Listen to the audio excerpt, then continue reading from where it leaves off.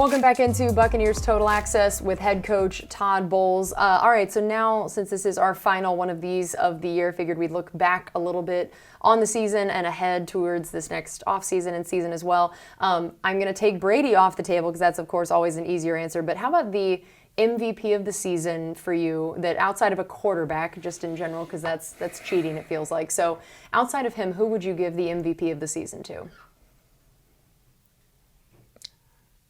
Chris Godwin. Tell me why.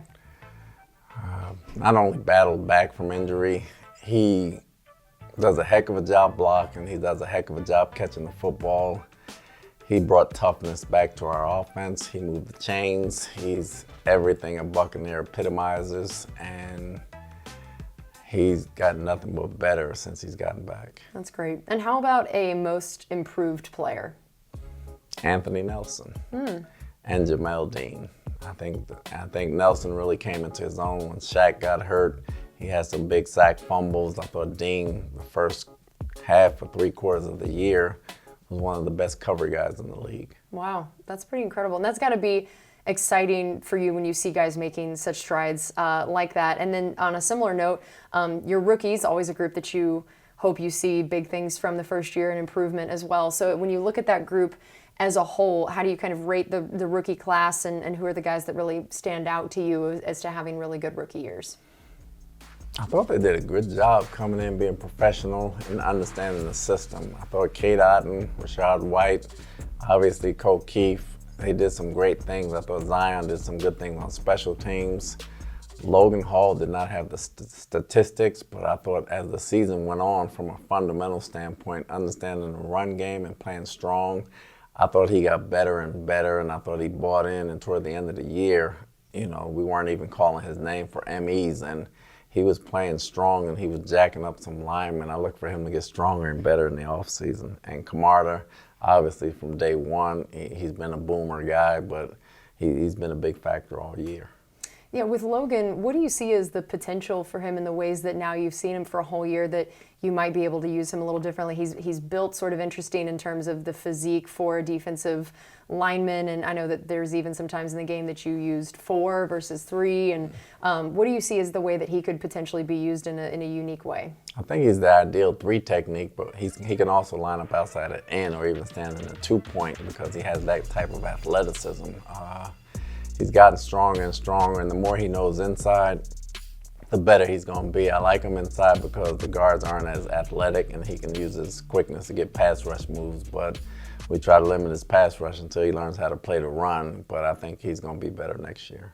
So now as you look back on the year, I know that points were just a little harder to come by than they had been the last couple years, or than I'm sure you guys expected them to be. What is, in the hindsight, maybe some of the things that have stood out as to why that was? What were any little individual things that you can pinpoint as to why points just seemed to be a little bit more elusive this year?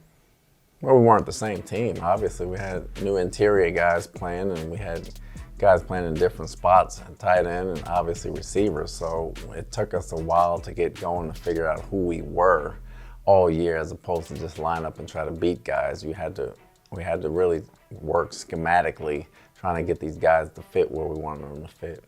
And how about the special teams play? I mean, between drafting a punter and there was a kicker battle in training camp, and I know there have definitely been some draft picks the last few years used with special teams in mind.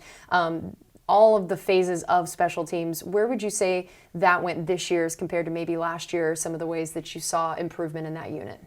I thought we upgraded that punter. I think Jake has a big leg, and once he controls it fully, I think we'll be very effective that way. I think Ryan was very efficient this year, but we got to be able to kick longer field goals than we've kicked. I think we got to get past the 47 yards, be able to kick some 50 and 55 yarders as well, but he was very efficient that way.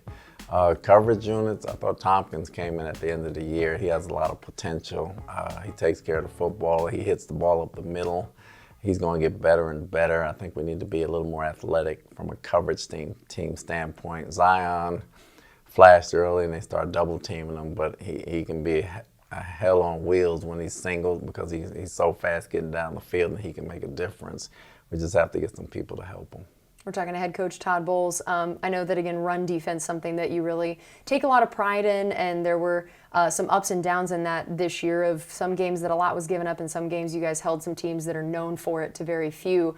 What seemed to be the biggest factors on what led to a game that you were really happy with that performance versus not? How much was it just the personnel of who was healthy versus not in certain games in terms of having guys like Vita and Akeem getting to play alongside each other versus just the execution of anybody? I think it was just gap responsibility, and in the past I think we sold out to stop the run at the expense of the pass game. I think this year the pass game has went down immensely and we were just okay against the run. At times we were a little up and down, but the runs that got out, I think were more gap control responsibility than them just blocking us and us picking the wrong gap and not playing disciplined football. And I know today is basically the start of the offseason and that you had exit interviews today. And so now what is the process for you between today and then moving forward, these first steps of, for you as a head coach, what your role is in this offseason, especially because this is your first one going into it immediately day one as the head coach? Well, there's still exit interviews tomorrow. We'll continue to talk to the players, and then once the players are out the building, we'll meet as a staff individually, then we'll meet as a group to see what we can do better and review the season and what we need going forward and kind of go from there. How different will it be this year for you getting to be in this role now as compared to the fact that you didn't enter into it until March 30th? What are the ways that you feel like that could change how you try to do things this offseason? I think it changes because you get to set your own schedule. You get to set what type of guys you're looking for. You get to talk to guys and get their input on things and coaches of how we want to do things going forward. I think it reshapes the dynamic of the team.